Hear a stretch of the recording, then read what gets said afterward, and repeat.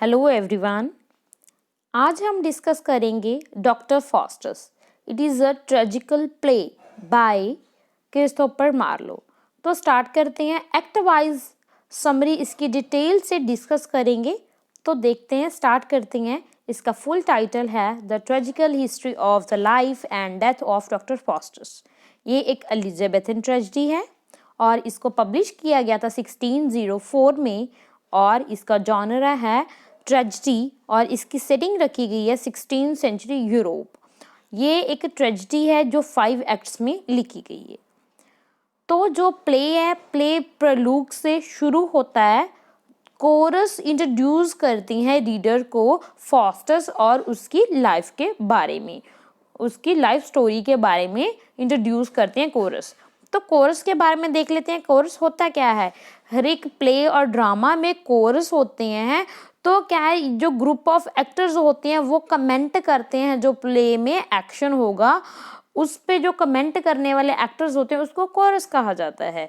तो doctor Faustus के बारे में कोरस के जरिए हमें पता चलता है कि उसका बर्थ होता है रोइडस जर्मनी में और फिर वो बड़ा होता है, स्टडी करता है और वो यूनिवर्सिटी ऑफ विटनबर्ग में उसकी एडमिशन होती है और वहाँ पे वो एक बहुत ही अच्छे डिविनिटी की स्टडी गेन करता है। वो बहुत ही ब्रिलियंट होता है। ब्रिलियंस की वजह से वो फेम गेन करता है थियोलॉजिकल मैटर्स पे। तो इकारस के साथ उसकी सिमिलरिटी बताई गई है कोरस के जरिए।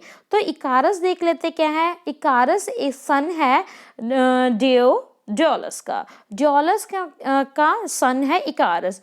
ग्रीक माइथोलॉजी में इकारस एक ऐसा कैरेक्टर है जिसके फादर ने उसके लिए मोम के विंग्स बनाए थे, वैक्स के विंग्स बनाए थे और उस आर्टिफिशियल विंग के वजह से वो ऐसे लग रहा था उसको कि मैं उड़ सकता हूँ, जितना चाहे उड़ सकता हूँ।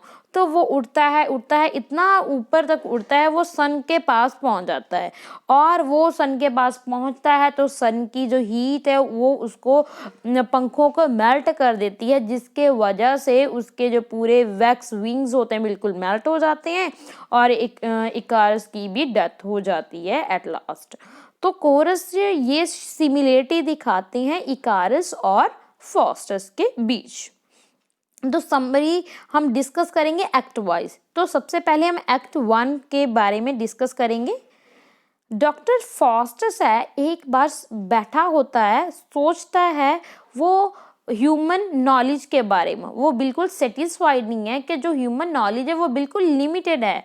वो उसने इतना कुछ पढ़ लिया है, अलग अलग एकेडमिकल एजुकेशन उसने गेन कर ली है, मास्टरी कर ली है, मगर फिर भी वो सेटिस्फाइड नहीं है अपनी ही नॉलेज से। तो वो सोचता है सबसे पहले लॉजिक के बारे में। लॉजिक को वो एक आर्गुमेंट का सिर्फ टूल ही मानता है। तो आगे वो बात करता है मेडिसिन के बारे में।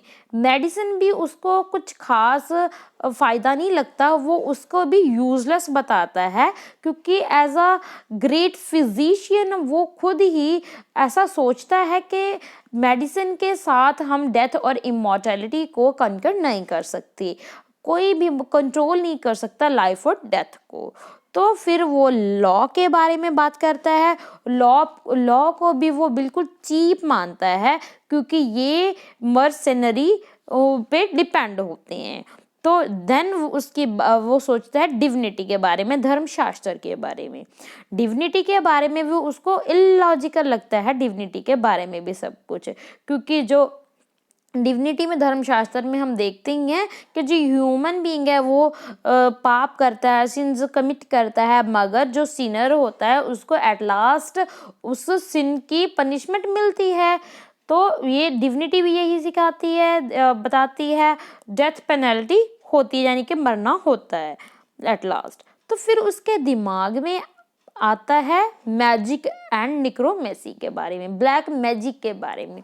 वो सोचता है I can become a Demi God with magic. वो सोचता है मैं मैजिक के जरिए एक डेमी गॉड बन सकता हूँ, क्यों ना इसकी स्टडी की जाए। देन जब ये सोचता है तो उसके सामने 2 एंजल्स आती हैं, एक गुड एंजल एक बैड एंजल। तो वो जो गुड एंजल है उसको मना करती है भी नहीं, ये गलत रास्ता है, तुझे ये ऐसा नहीं करना चाहिए। जो बैड एंजल है वो बोलती है नहीं, वो उसके जो आर्गूमेंट है वो उसको बताती है ये बिल्कुल यूजलेस है बाकी सभी एजुकेशन, तो ब्लैक मैजिक बहुत अच्छा है ये, ठीक है।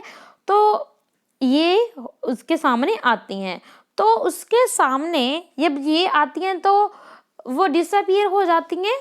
तो उसको बैड एंजल की बात अच्छी लगती है। उसके बाद उसके घर में दो स्कॉलर आते हैं, एक का नाम होता है वेल्डर्स जो एक विचक्राफ्ट होता है, और दूसरा होता है कॉर्नेलस।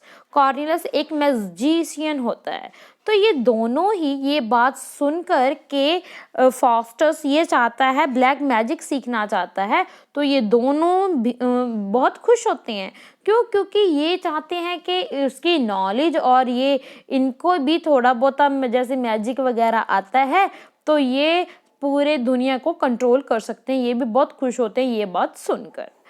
तो फिर उसके बाद वो जब आते हैं तो लूसीफर, मैं बताती हूँ आपको लूसीफर कौन है। लूसीफर है मास्टर ऑफ हेल्थ, जो नरक है, नरक का मास्टर है लूसीफर। तो उसके जो दो फ्रेंड्स आए थे ना, हमने बात की है, वो दो फ्रेंड्स उसको कुछ बुक्स देकर जाते हैं, मैजिकल ब्लैक मैजिक को सीखने के लिए कुछ बुक्स देकर जाते हैं। तो उस बुक्स के जरिए वो कुछ तंत्र मंत्र पढ़ता है और वो बुलाता है एक मेफिस्टोफिलिस। तो मेफिस्टोफिलिस कौन होता है? ये सर्वेंट होता है लूसीफर का। तो ब्लैक मैजिक के जरिए ये उसको बुलाता है। जो मेफिस्टोफिलिस को सबसे पहले जब ये बुलाता है, ये इसकी बहुत ही भद्दी सी इसकी शक्ल होती है उसकी मेफिस्टोफिलिस की, तो वो बिल्कुल डर जाता है। तो फिर उसको बोलता है कि तू अपना मतलब भेष चेंज करके आ। तो वो चेंज करके आता है। तो फिर वो मैंने बात की है, वो लूसीफर का फ्रेंड है मेफिस्टोफेलिस। तो मेफिस्टोफेलिस उस फॉस्टस मेफिस्टोफेलिस से कुछ सवाल करता है। वो मतलब गॉड के बारे में, गॉड की क्रिएशन के बारे में ये सब बात करता है। मगर जो मेफिस्टोफेलिस बोलता है फॉस्टस से कि फॉस्टस ये सब कुछ छोड़, मैं आपको ये आंसर नहीं दे सकता। तो क्यों? क्योंकि ये सब कुछ सुन के मेरा जो मुझे ना मेरी जो सोल है वो डर के मारे कांपने लग जाती है गॉड का नाम सुनकर। कौन बोलता है? मेफिस्टोफेलिस बोलता है फॉस्टस से। कब बोलता है? जब फॉस्टस मेफिस्टोफेलिस से पूछता है गॉड के बारे में। द पैक्ट विद लूसीफर तो क्या है जी? पैक्ट विथ लूसीफर क्या होता है? तो वो बोलता है तू मेरा गुलाम बन जा। कौन बोलता है? फॉस्टस बोलता है मेफिस्टोफेलिस से कि तू मेरा गुलाम बन जा। मगर वो बोलता है मेफिस्टोफेलिस मैं ऐसा नहीं कर सकता, मैं तो खुद सर्वेंट हूँ लूसीफर का। तो वो लूसीफर को मतलब बुलाया जाता है, वो फॉस्टस के पास आता है एक डील करने के लिए। वो डील में क्या होता है? वो तभी तेरा मतलब सर्वेंट बनेगा अगर ये डील जो पैक्ट है वो उस पर साइन करेगा। तो क्या होता है?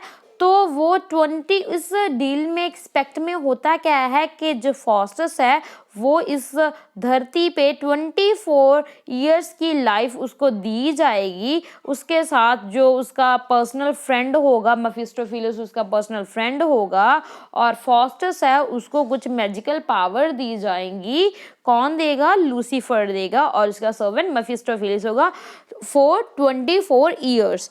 तो उस 24 इयर्स का पीरियड खत्म होने के बाद उसकी बॉडी और सोल उसको लूसीफर को देनी पड़ेगी एज पेमेंट जो उसने, और उसके बाद उसको हेल में जाना पड़ेगा। ये पैक्ट था लूसीफर और फॉस्टस के बीच में। तो ये उसके सामने बताया जाता है, और दोबारा से उसके सामने एंजल्स आ जाती हैं। Good angel and bad angel दोनों अपीयर होती हैं, उसके सामने आती हैं। तो गुड एंजल उसको रोकती है ये गलत रास्ता है, और बैड एंजल उसको फिर बताती है नहीं तू मतलब बहुत खुश से रहेगा, है ना।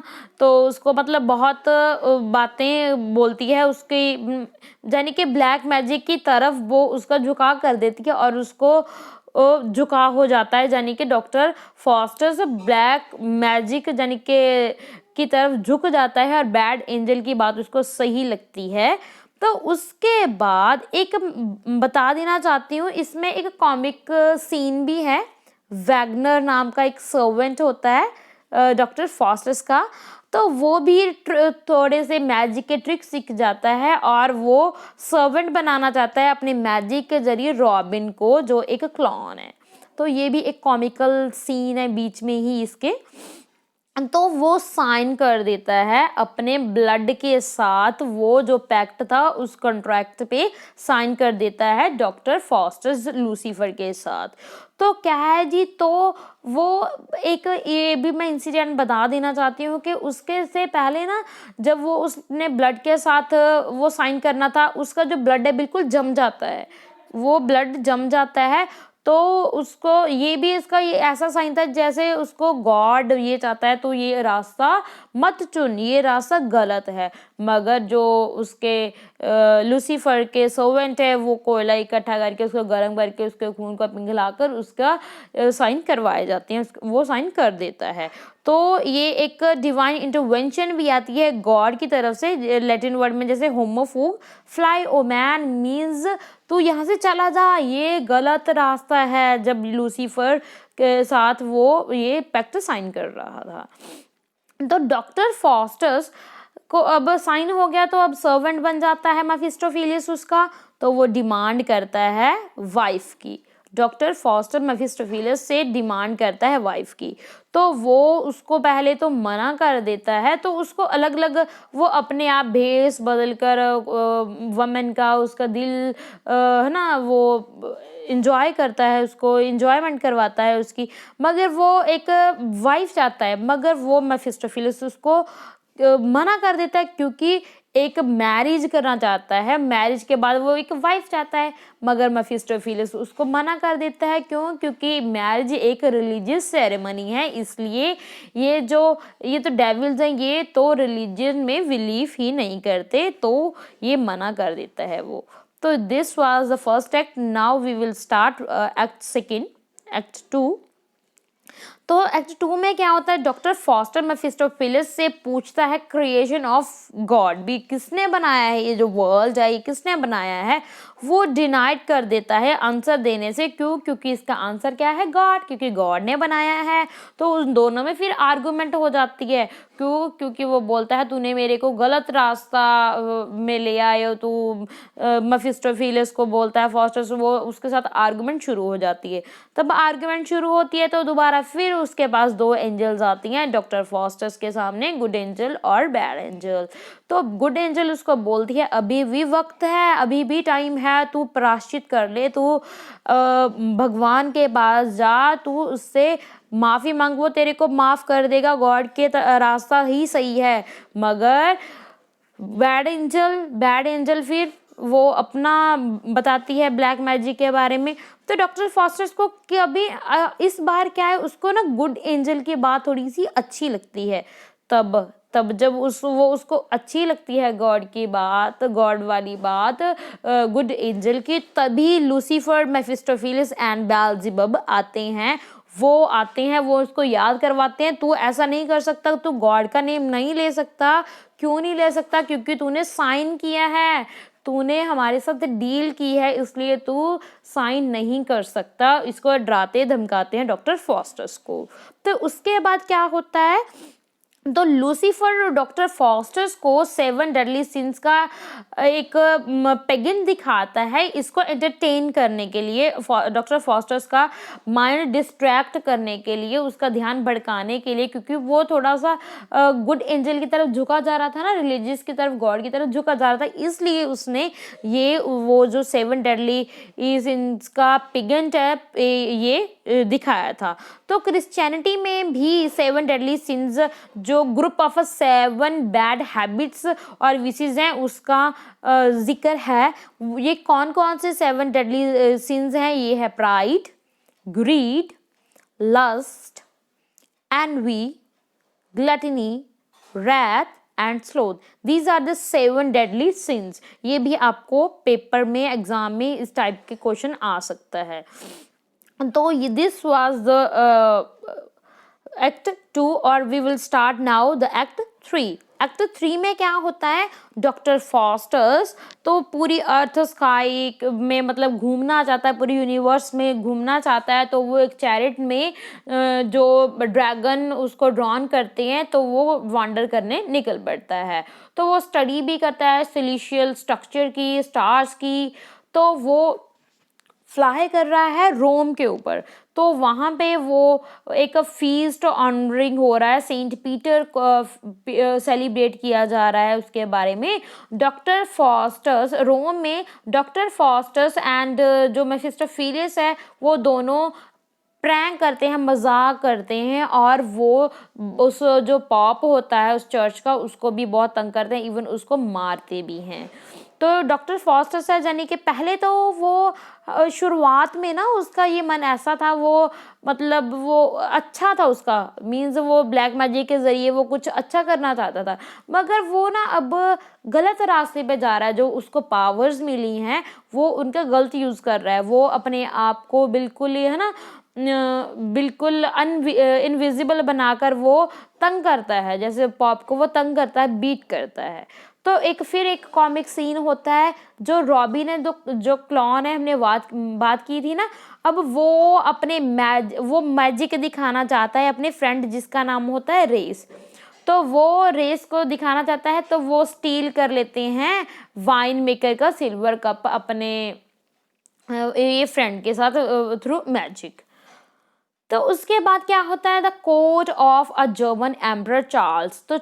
तो जर्मन एम्परर के पास जाते हैं, ये जर्मन एम्परर के पास जाते हैं, चार्ल्स के पास जाते हैं। डॉक्टर फॉस्टर्स अपने पावर्स के साथ कंकर कर लेता है अलेक्जेंडर द ग्रेट को, पर्शियन एम्परर डाइस को, अलेक्जेंडर पैरामर एंड।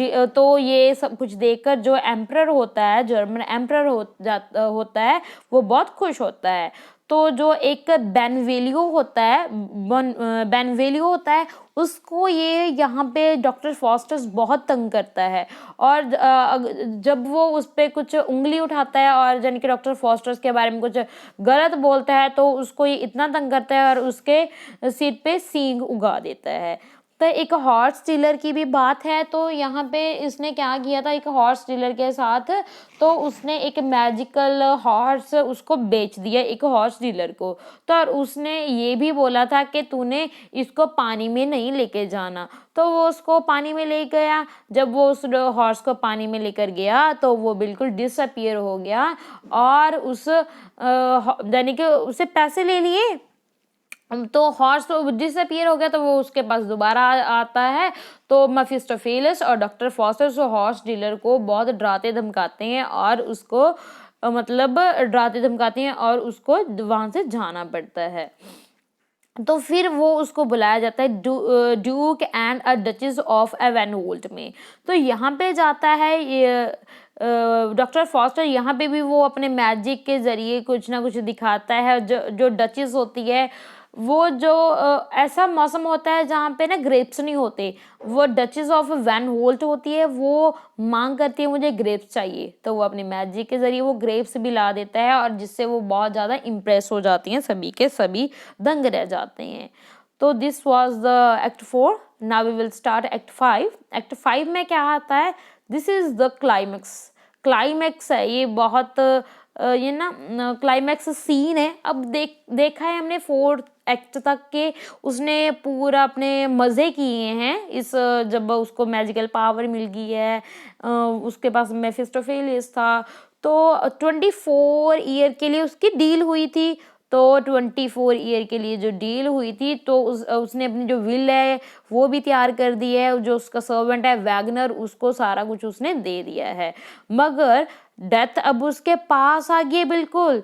तो वो भी अपने डेथ बिल्कुल पास आ गई है। 24 ईयर्स ख़त्म होने वाले हैं। तो डॉक्टर फॉस्टर्स अब भी अपने अयाशी में मतलब अपने स्कॉलर के साथ ड्रिंक कर रहा है, फीस्ट कर रहा है।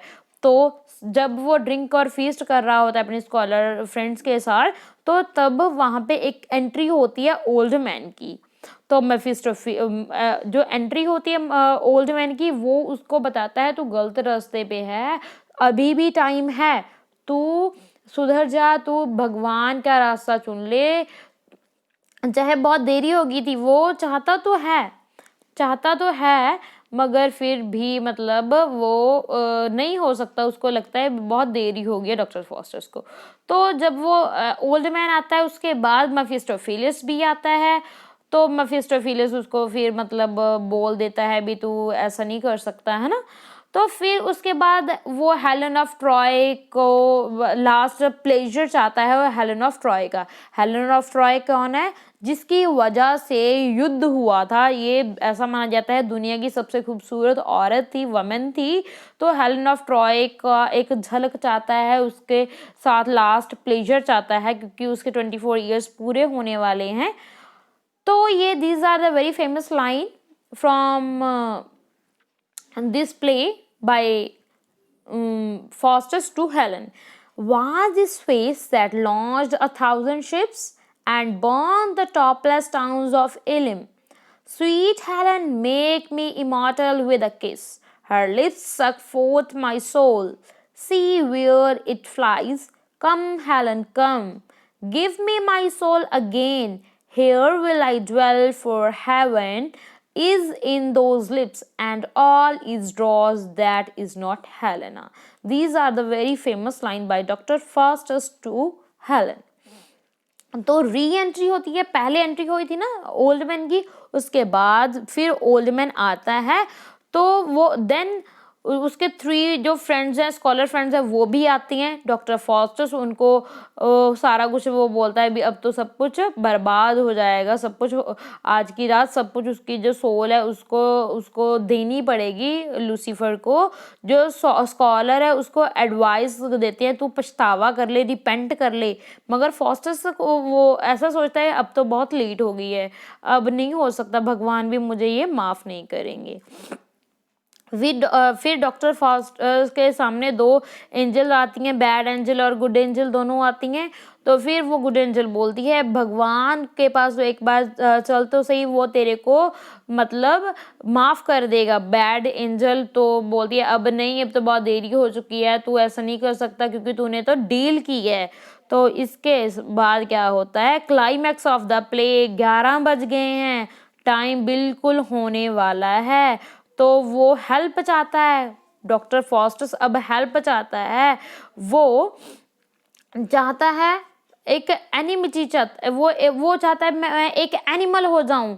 वो चाहता है काश मैं एक एनिमल होता, क्योंकि वो ऐसा है ना, वो ऐसा माना जाता है कि एनिमल्स का हिसाब किताब नहीं होगा उस भगवान के पास, एक ह्यूमन को हिसाब किताब देना पड़ता है उस भगवान के पास।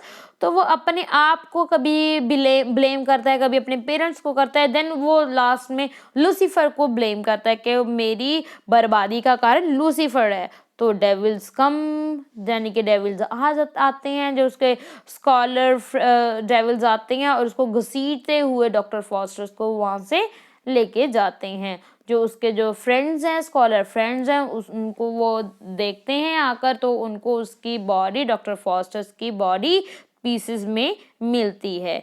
तो एपिलॉग होता है लास्ट में, जो कोरस हैं कोरस के जरिए एक होता है प्रोलोग, एक होता है एपिलॉग। जो प्रोलोग होता है वो शुरू में होता है और जो एपिलॉग होता है वो लास्ट में होता है एक प्ले में। तो जो कोरस है, कोरस बताते हैं कि हमें लेसन लेना चाहिए, हमें देखना चाहिए डॉक्टर फॉस्टस की लाइफ से हमें कुछ सीखना चाहिए, हमें यानी कि भगवान का रास्ता नहीं छोड़ना चाहिए। आई होप आपको ये वीडियो पसंद आई होगी। Thanks for watching.